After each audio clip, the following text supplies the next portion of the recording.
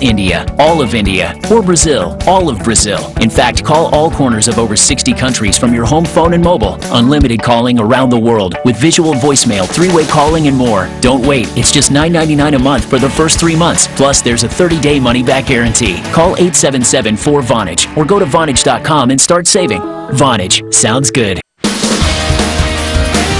Next up in the Jodi Arias murder trial, the jury gets its turn. Arizona, one of only 3 states that allowed jurors to pose questions once the state and defense lawyers have finished.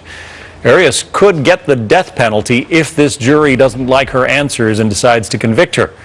She's accused of stabbing ex-boyfriend Travis Alexander 27 times, shooting him twice in the face, and slashing his throat in a jealous rage. In what has been days of gripping testimony, Arias is now claiming self-defense. That after changing her story at least 2 times. Yesterday, her lawyer gave her a chance to explain why she could not recall answers to some of the prosecution questions. Listen. Do you have any memories of slashing Mr. Alexander's throat? No. When you were asked on cross-examination if you did that, do you recall telling us that you did? Yes. Was that a recollection or a logical assumption on your part? It was definitely not a recollection, so it was just based on the facts that I knew. Well, right now, the judge and lawyers are poring over more than 100 questions jury members have submitted. The trial is set to resume later today. Let's talk about it with Susan Constantine, a jury consultant, Esther Panich, a criminal defense attorney, and Dan Shore, a former prosecutor. So Dan, we'll start with you. As a former prosecutor, would you want the jury to ask questions? I mean, doesn't it suggest that you as a prosecutor haven't entirely done your job if they still have questions to be answered? Well, most states don't allow this, but Arizona does. So it's not a reflection on the prosecutor in this case, and we'll see what they ask. So much of Jodi Arias' testimony did not relate to the actual killing of Travis Alexander. It dealt with the sex life, the alleged abuse. It'll be really interesting to see if the jury focuses on all the other facts or if they zero in on the actual killing and her lies about what happened on that day. Susan, as a jury consultant, I'm sure you're going to learn a great deal just from the questions that they actually ask. You really do. Actually, I had a trial here in Orlando. It was a civil trial, and the jurors came back and asked a question that kind of blew the minds of everyone in there, which really gave insight into what that verdict was going to be. So what I'm hearing here is that, you know, we've got jurors that are a little bit frustrated. You know, they've got a lot of questions. Now they're taking control. They're kind of revving up a little bit more, gathering their questions up so they can get some answers. And what we find is those that ask those questions, they come to a more clear verdict because they have more understanding of the evidence that's before them. Esther, 100 questions. I mean, Jodi Arias has been on the stand for 15 days and still 100 questions? Yes, I'm really excited to hear what those questions are, because not will the actual question not only give us a clue as to what they're thinking, but the tone and tenor of the question will do such as well. Are the questions going to be accusatory, or are they going to be softballs? We're going to know, you know, if the jurors start asking questions about Jodi's upbringing and maybe some trauma from her past, that would give us a clue that they may be interested or maybe able to accept more of a battered women syndrome type defense or self-defense, what may have triggered her that day.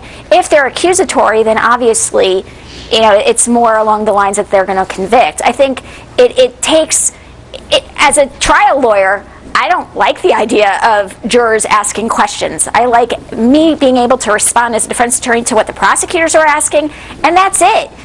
I don't want the jurors to be asking questions because it does take control away from the lawyers in the courtroom. And just like Susan said, sometimes they come up with things that the lawyers in the case have no idea that All right. that's what they're thinking. So there's the take of a defense attorney. Dan, what about it? Does this, jury questions, does it give advantage to one side or the other?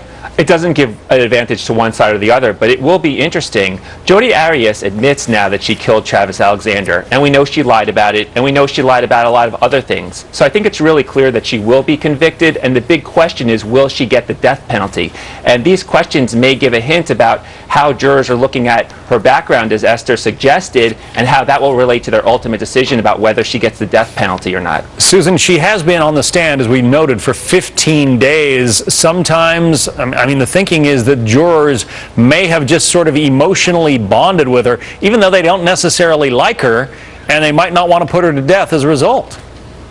Well, if you remember with the Casey Anthony trial, we had the state and the defense completely right across from one another. So the jury had to look at Casey Anthony the entire time. So there is that level of likability that starts to build, that rapport building. But here's the thing, is what I've been hearing in that courtroom is that some of the jurors are just kind of fed up. They're over and done with it. They're ready to make a decision. And so that doesn't always play, because it can also become an irritant after a while. When you're looking at someone all the time and you're seeing their demeanor change from being this little victim and then being a little condescending back to being a victim again, it's going to be like, wait a minute, something's doesn't feel right. So that may not always work for her. There is, Esther, the story's changed. There are the excuses, the memory lapses. She can't remember what actually happened when he died. There's an awful lot to this story that the defense is going to have to fight against. There are some really bad facts here, but the ultimate goal of the defense attorney when you have a death penalty case is to save your client's life. A win in this case is the death penalty not being imposed on Jodi Arias. And potentially Jodi goes to prison for life. All right, thank you very much. Esther Panich, Susan Constantine, Dan Shore. We'll continue to watch this very interesting case. Thanks. Thank you, John. Thank you. Well, right now, some new rules about what can go inside your carry-on bag when you head to the airport. Rick Fulbaum has the details. Nothing to do with hairspray or anything like that. No, not hairspray.